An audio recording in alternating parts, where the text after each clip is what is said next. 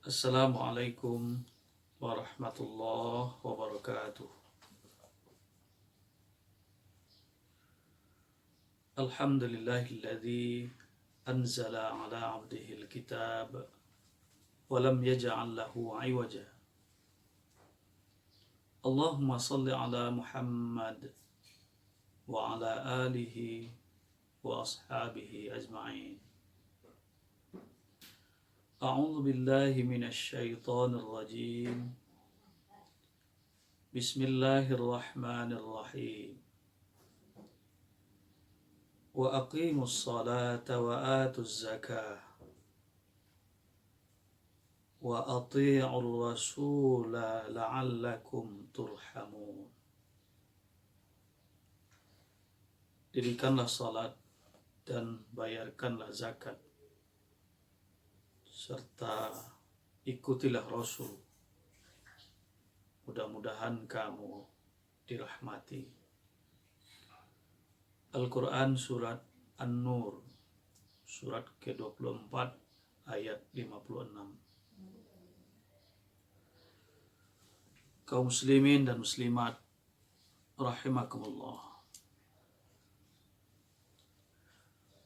Dalam kehidupan ini kita tidak jarang menemukan orang-orang, bahkan diantaranya orang Islam, atau mungkin juga terkadang kita masuk ke dalam kelompok ini, yaitu mereka yang berpikiran bahwasanya Allah menelantarkannya, tidak menolongnya dalam perjuangan yang berat, sepertinya Allah tidak hadir padanya. Padahal dia dapat informasi Allah itu Maha Pengasih dan Penyayang. Bahkan ada orang-orang yang berpikiran bahwasanya Allah itu benci kepadanya. Allah sengaja mengkondisikan dirinya agar berada di dalam penderitaan. Allah itu tidak suka padanya. Tentu saja ini adalah pikiran-pikiran, anggapan-anggapan yang tidak benar sama sekali. Di dalam sebuah hadis yang berasal dari Umar bin Khattab yang diriwayatkan oleh Bukhari dan Muslim, diceritakan bahwa suatu ketika sekelompok tawanan dihadirkan di hadapan Rasulullah SAW. Qudima ala Rasulillah SAW bisabyin. Ada informasi yang menyebutkan para tawanan ini adalah mereka yang ditawan dalam perang Hunain, yaitu perang yang terjadi sekitar 630 Masehi atau 8 Hijrah. Ketika itu perang dengan orang Badui dari Bani Hawazin dan Bani Saqif. Jadi orang-orang ini dari kelompok itu. Fa idza imra'atun minas sabi, yang diantara tawanan itu ada seorang perempuan tabataghi, yang dia sibuk mencari-cari di antara orang-orang banyak itu bayinya. Jadi dia tidak peduli mau diputuskan apa tentang dirinya dengan statusnya sebagai tawanan itu. Yang jelas dia nanya sini, cari sini, bayinya. Dia sibuk. Fa idza imra'atun minas sabi tabtaghi. Dia sibuk, dia asik, dia tidak peduli dengan yang lain kecuali bagaimana dia menemukan bayinya. Idza wajadat sabiyan minas sabi, ketika dia temukan bayinya ini di antara para tawanan itu, yang namanya saja perang kan, Jadi ketika perang itu kan begitu kacau, begitu tidak jelas. Jadi dia terpisah dari anaknya, mungkin dia lari atau gimana. Kemudian mungkin ada orang ini lewat dekat bayi ini, ketika lihat ada bayi kemudian dibawa. Dan rupanya bayi ini dibawa sampai ke Madinah. Jadi ada orang yang ngasih nih bayinya. Ketika dilihat, oh ya mamang ini bayinya. Maka ketika itu akhadzathu, dia ambil bayinya ini dengan penuh haru, dengan tangis tentunya. Fa'alsaqathu bi batniha, kemudian dia peluk, dia dekatkan ke perutnya. Wa arda'athu, dia kemudian menyusukan. Karena dia sangat khawatir terhadap keadaan anaknya ini. Mungkin sudah dalam beberapa waktu yang secara umum sulit untuk ditoleransi anak ini belum menyusu, kemudian dia susukan situ. Tentu saja dia menyusukan dengan cara yang sopan, yang tidak janggal, karena dalam hadis ini tidak ditemukan bahwasanya dia ditegur. Karena dalam kondisi menyusukan ini ada ibu-ibu atau yang banyak kita lihat itu dia tidak peduli, kadang-kadang disusukan aja tempat orang ramai, dibuka semuanya dan lain sebagainya. Jadi dia susukan bayinya di situ. Kemudian melihat kejadian itu, Rasulullah bertanya kepada kami, apa kata Rasulullah? Atarawna hadhil mar'ata tarihatan waladaha finnar. Kata Rasulullah SAW, bagaimana pendapat kita semua, bapak-bapak hadirin semuanya hadir di sini, tentang ibu ini? Kan kita lihat ini, begitu harunya, begitu cemasnya, begitu gembiranya ketika menemukan anaknya tuh sekarang sedang menyusukan. Apakah menurut kita semua ibu ini rela atau bersedia kalau anaknya ini kita ambil untuk dimasukkan ke dalam api untuk dibakar? Atau dia sendiri yang masukkan? Mau enggak dia? Kata para sahabat ketika itu, kulna, kami menjawab, kata Umar bin Khattab, la wallahi wahia taqdiru ala alla tatrahu. Kami ketika itu menjawab, serentak menjawab sama-sama sependapat bahwa tidak mungkin dia bersedia, tidak mungkin dia mau memberikan kalau kita ambil anaknya ini untuk dimasukkan ke dalam api. Dia akan cegah sedemikian rupa tindakan itu. Kan bisa kita lihat itu bagaimana dia. Tidak ada yang jadi buah pikirannya, tidak ada yang dipedulikan yang lain-lain. Sekalipun sekarang statusnya sebagai tawanan, yang ada di pikirannya itu adalah bagaimana menemukan anaknya, bagaimana memberikan pelayanan terbaik kepada anaknya. Jadi tidak mungkin dia itu bersedia memasukkan sendiri anaknya ke api atau memberikan kepada kita anaknya ini untuk dibakar. Tentu saja tidak mau dia kan dia itu ibu yang normal, tidak seperti ada orang-orang yang mau membunuh anaknya dengan berbagai macam cara, meracun, membakar. Itu sudah tidak normal lagi. Terus kata Rasulullah berikutnya, dan ini yang menjadi titik tekan dalam hadis ini, kata Rasulullah, qala Rasulullah SAW, Allahu arhamu bi'ibadihi min hadhihi biwaladiha.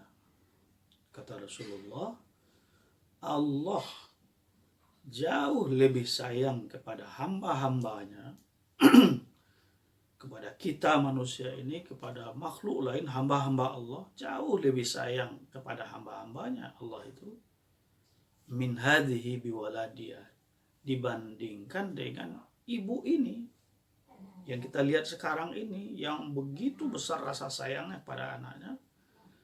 Sayang Allah jauh lebih besar kepada kita, kepada hamba-hambanya, kepada seluruh makhluk, dibanding dengan ibu ini sayang kepada anaknya. Kaum muslimin dan muslimat rahimakumullah. Jadi dapat kita lihat dari hadis ini, yang pertama tentunya betapa orang tua itu sangat menyayangi anak-anaknya. Dia rela melakukan apa saja, bahkan sampai mengorbankan dirinya untuk anaknya. Dalam kasus tadi, statusnya sebagai tawanan. Entah apa nasibnya dengan status tawanan itu. Tapi tidak itu yang dia pikirkan. Yang dipikirkan anaknya mana. Dia lapar enggak sekarang, masih hidup, itu yang dicari-cari, saya cari terus. Itulah hakikat seorang orang tua, seorang bapak, dalam hal ini seorang ibu, karena di sini disebutkan seorang ibu, karena ibu memang lebih kelihatan sayangnya itu karena dia lebih ekspresif. Bagaimana dia melakukan segalanya untuk menyelamatkan anaknya. Tentu bagi kita yang orang tua akan dengan mudah mengingat kembali apa-apa yang sudah kita lakukan untuk menyelamatkan, untuk menjaga, untuk memberikan yang terbaik kepada anak. Karena itu mari kita muliakan orang tua kita. Sekalipun sekarang kita juga sudah menjadi orang tua untuk sebagian, dan mari kita ajarkan ajaran luhur ini kepada generasi kita agar dia memuliakan orang tuanya. Kemudian berikutnya,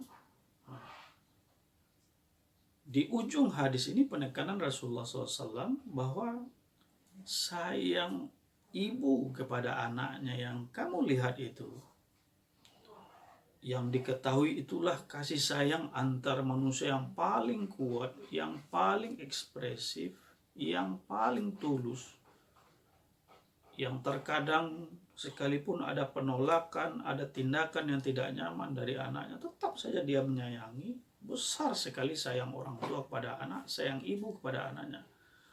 Allahu arhamu bi'ibadihi. Tapi dibandingkan dengan sayangnya orang tua, sayangnya Allah kepada makhluknya, jauh daripada kasih sayang apapun, yang terhebat apapun yang pernah diketahui, yang pernah dirasakan oleh manusia. Jadi dengan demikian, orang-orang yang memiliki pikiran seperti dua hal di atas tadi, ada yang merasa Allah itu sudah tidak peduli lagi dengan dia. Apa Allah ini tidak melihat ya, begini besar penderitaan saya, begitu berat perjuangan saya, kenapa tidak ditolong-tolong juga? Allah ini tidur kayaknya, Allah ini sudah tidak sayang kayaknya. Apalagi pikiran yang kedua yang berpikiran jelek, berpikiran buruk kepada Allah Subhanahu wa taala, bahwasanya Allah itu sengaja menskenariokan hidupnya agar menjadi orang yang menderita. Ini sudah lebih jauh lagi. Diatur sedemikian rupa oleh Allah agar dia itu menjadi orang yang sengsara. Tentu itu lebih tidak benar lagi. Allahu arhamu bi'ibadihi min hadhihi biwaladiha, kata hadis tadi itu. Sesayang-sayang apapun temanmu, sesayang-sayang apapun bosmu, sesayang-sayang apapun kekasihmu, bahkan sesayang apapun orang tuamu, itu tidak ada apa-apanya dibanding dengan kasih sayang Allah kepadamu. Nah, terus pertanyaannya, kenapa ada yang merasa tidak disayang Allah itu? Bisa jadi mungkin satu, makna sayang Allah itu beda dari yang dimaksudkan oleh Allah. Bisa jadi juga yang kedua, Allah itu menyayangi hambanya melalui cara yang sudah ditetapkan. Ada jalannya, ada syaratnya, ada prosedurnya. Yang ketika prosedur itu dilalui, kasih sayang Allah itu akan datang. Ayat 56 surat An-Nur tadi itu, wa aqimus shalah wa atuz zakah wa ati'ur rasul.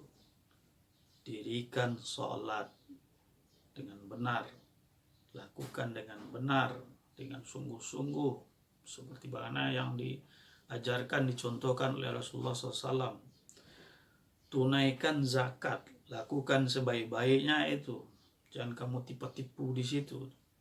Wa ati'ur rasulah, dan ikutilah apa-apa yang sudah diajarkan, dicontohkan oleh Rasul kepadamu, la'allakum turhamu.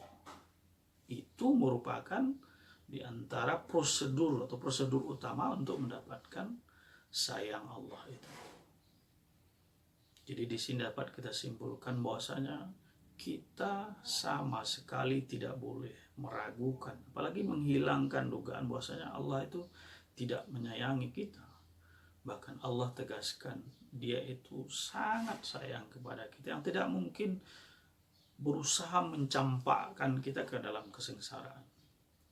Dan sayang Allah itu didapatkan melalui jalur-jalur yang sudah disediakan. Laksanakan syariatnya dengan baik, ikuti ajaran Rasulnya, sehingga dengan demikian kita dengan sendirinya nanti akan sampai kepada sayang yang sudah disediakan banyak sekali oleh Allah Subhanahu wa taala. Semoga bermanfaat bagi kita semua. Atas hal yang kurang berkenan mohon dimaafkan. Billahi taufiq wal hidayah.